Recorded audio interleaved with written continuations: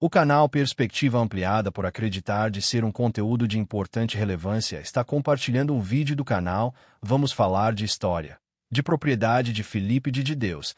Para sermos justos, deixaremos o link do vídeo original na descrição e no primeiro comentário. O citado vídeo relata que diplomatas norte-americanos ligados ao governo de Donald Trump estariam articulando informalmente o acesso irrestrito a duas bases militares no Brasil: o aeroporto de Fernando de Noronha e a base aérea de Natal. A justificativa apresentada é um suposto direito histórico de retorno operacional, baseado no apoio logístico e financeiro dos Estados Unidos à infraestrutura militar brasileira durante a Segunda Guerra Mundial e a Guerra Fria. Essa retórica é comparada à tese já defendida por setores trumpistas em relação ao Canal do Panamá, alegando que, como os Estados Unidos construíram, pagaram e defenderam a estrutura, teriam o direito de reassumir o controle técnico operacional da região.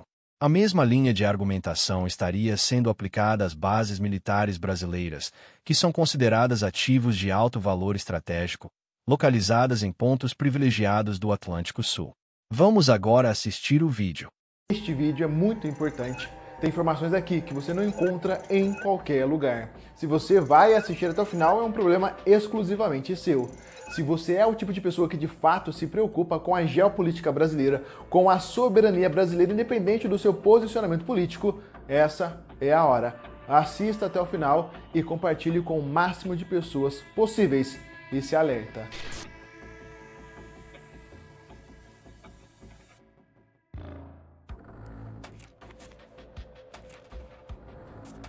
Segundo informações obtidas pelo portal DefesaNet, diplomatas norte-americanos ligados ao governo de Donald Trump estariam articulando de forma informal o acesso irrestrito a duas bases militares no Brasil: o aeroporto de Fernando de Noronha e a base aérea de Natal. A justificativa é inusitada e controversa. Um suposto direito histórico de retorno operacional baseado no apoio logístico e financeiro dos Estados Unidos à infraestrutura militar brasileira durante a Segunda Guerra Mundial e durante a Guerra Fria. Essa retórica remete, segundo o portal, a uma tese já defendida publicamente por setores trumpistas em relação ao Canal do Panamá, alegando que, como os Estados Unidos construíram, pagaram e defenderam a estrutura, teriam o direito de reassumir o controle técnico operacional da região. A mesma linha de argumentação agora estaria sendo aplicada às bases militares brasileiras. Fernando de Noronha e Natal são ativos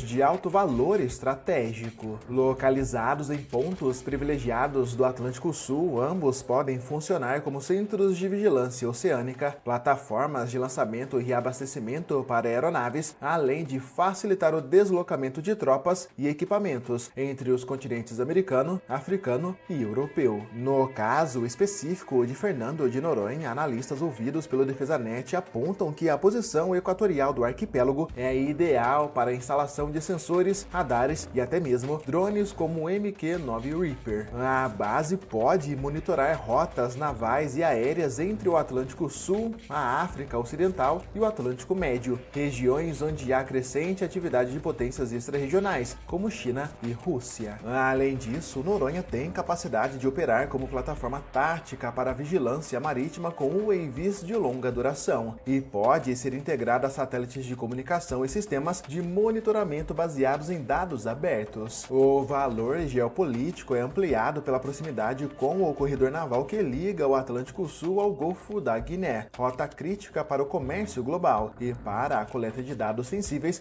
por embarcações estrangeiras. Já a base aérea de Natal, conhecida historicamente como o trampolim da vitória por seu papel na Segunda Guerra Mundial, permanece como uma das instalações mais robustas da Força Aérea Brasileira, com capacidade para receber aeronaves estratégicas como o C-17 Globemaster III, o KC-135 Stratotanker e o novo KC-46 Pegasus. A base é vista pelos americanos como um hub logístico crucial para a projeção militar transcontinental. A sua localização privilegiada oferece acesso direto às rotas transatlânticas e ao Porto de Natal, o que a torna ideal para operações conjuntas, missões aerotransportadas, evacuação médica e abastecimento abastecimento em voo e mobilização de forças rápidas. A proximidade com o centro de lançamento da Barreira do Inferno também cria possibilidades de integração com operações de inteligência e rastreamento espacial. Segundo os especialistas militares consultados pela DefesaNet, o controle compartilhado ou mesmo a presença operacional norte-americana nessas duas estruturas permitiria aos Estados Unidos consolidar um arco de contenção no Atlântico Sul. Este cinturão incluiria ainda outras posições estratégicas já em operação, como a Ilha de Ascensão, São Tomé e instalações em Dakar, no Senegal. Esse novo arranjo ampliaria significativamente a capacidade americana de comando, controle, comunicações, computadores, inteligência, vigilância e reconhecimento, em uma região que tradicionalmente ficou fora do alcance direto da OTAN. A movimentação dos Estados Unidos, no entanto, levanta questionamentos imediatos sobre a soberania brasileira, o grau de alinhamento geopolítico com Washington e o papel do Brasil como potência regional responsável pela segurança no Atlântico Sul. E esse artigo, publicado pelo portal DefesaNet,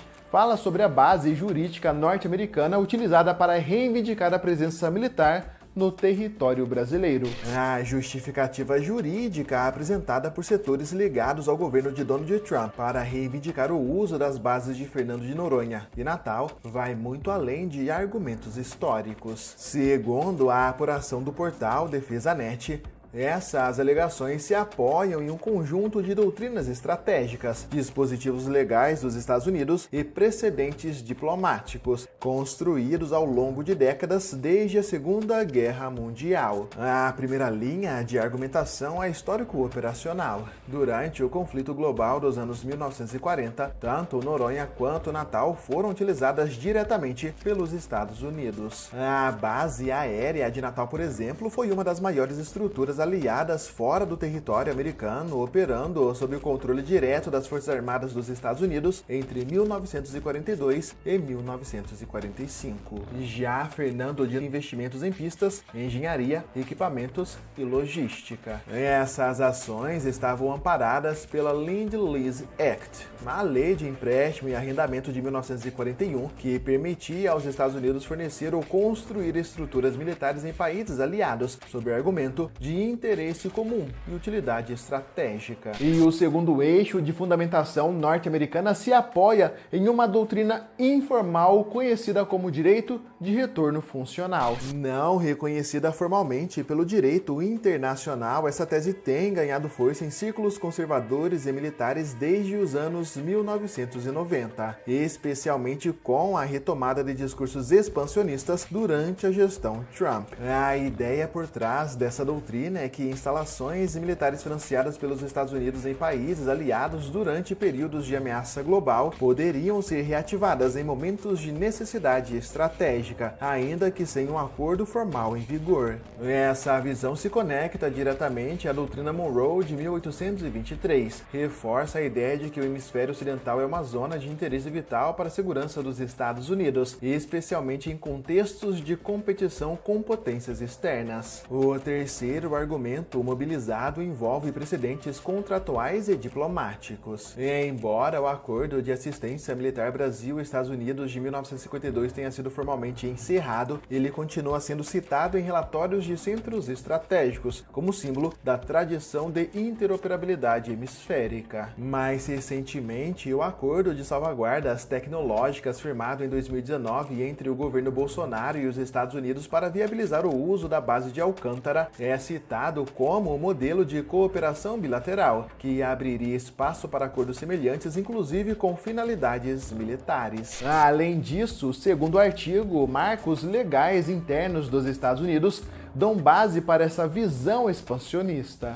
A Lei de Assistência de Defesa Mútua de 1949 e a ainda vigente Lei de Produção de Defesa de 1950 autorizam o executivo americano a mobilizar recursos e infraestrutura fora de seu território em casos de emergência. Complementarmente, as versões mais recentes da Lei de Autorização de Defesa Nacional, especialmente entre 2017 e 2023, incorporam cláusulas que prevêem prevêem a criação de bases avançadas e postos cooperativos em regiões fora da OTAN, como o Atlântico Sul. Na visão desses setores americanos, a intensificação da presença chinesa e russa no Atlântico justifica uma reativação estratégica da malha logística construída durante a Segunda Guerra e expandida na Guerra Fria. Ainda que não exista a base legal explícita no Brasil para essa reivindicação, os Estados Unidos sustentam que geopoliticamente tem legitimidade estratégica para pleitear o uso das instalações como parte de um patrimônio militar compartilhado, agora reativado por pressões globais contemporâneas. E embora não haja um anúncio público